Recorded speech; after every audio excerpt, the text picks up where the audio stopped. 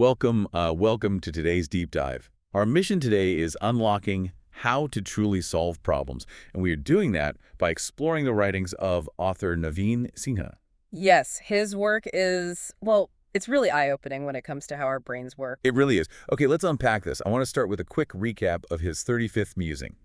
Imagine a tennis tournament with exactly 107 players. Oh, right, the classic knockout scenario. Yeah, exactly. You need to find a single winner, and your brain instantly wants to, do the math. Like round one has 53 matches. Right, and then 26 matches. Yeah. And you were trying to track the buys and the remainders. It gets so complicated, like really fast. It becomes this stressful mess. But Sinha points out this elegant alternative.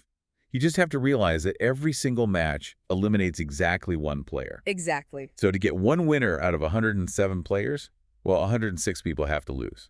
So 106 matches, zero math required. It is such a brilliant shift in perspective. You just bypass the whole calculation. Right. But Sinha uses this scenario to show us a massive blind spot. Yeah. Because we get so trapped in forcing linear solutions, we basically end up creating our own obstacles. We really do. And his 36th musing dives deep into this exact fixation trap. He uses this great metaphor. Think of that movie trope where a frantic person is just desperately pushing against a jammed door. Or like putting their whole body weight into it, just Shoving it, panicking. And then a kid casually walks up, grabs the handle, and just pulls it open. Wow, yeah. It was a pull door the whole time. Exactly. The harder you push, the more you actually blind yourself to the real solution. Okay, here is where it gets really interesting, though. Because, I want to push back a little bit. If we aren't aggressively driving toward a specific outcome, don't we just end up floating aimlessly? Right, like how do we get anything done? Yeah. How do we get anything done if we are just casual about everything? Well, Sinha clarifies that goals absolutely have a place. You just have to hold them lightly. They should act as this sort of background guidance, not a rigid compulsion that just drags you along. So not something you were just white-knuckling the whole time. Exactly, because intelligence is not an algorithm. It is not a machine where input A automatically gives you output B. It is a generative, multidimensional system. Wait, a multidimensional system. Break that down for me in, plain English.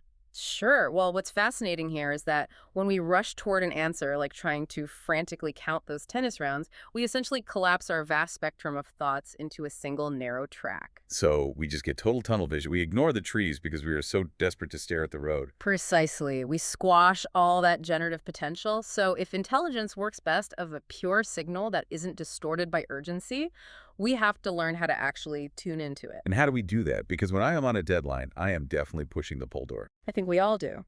But that brings us to what Sinha calls meta-intelligence.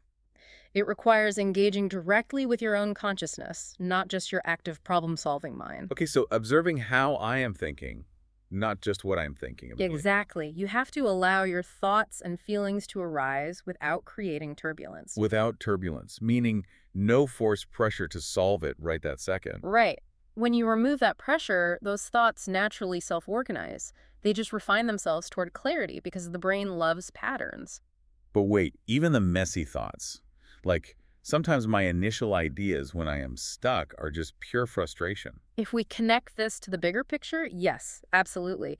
Even those messy, habit-driven thoughts are incredibly valuable. They act as hooks into the flow of consciousness. Really? So I shouldn't just fight them or shove them aside. Not at all. If you fight them, you are pushing the door again. By letting that frustration express itself and pass, you clear the mental bottleneck. Oh, wow, that makes total sense. You make space for the spontaneous stuff to surface. You do. The elegant solutions, like the 106 losers in the tennis match, they naturally reveal themselves when you stop forcing it. So what does this all mean for you listening right now? The next time you are stuck on a tough problem, remember that tightening your grip actually narrows your intelligence. Stop pushing the pull door. Just step back. Stop pushing the pull door. I love that. And it leaves us with this final thought. If intelligence flows best when unforced, what brilliant insights are you currently suffocating simply because you are trying too hard to find them? That is a powerful question to sit with. It really is. Thank you so much for joining us on this deep dive today. Take some time, step back, and let your mind flow today.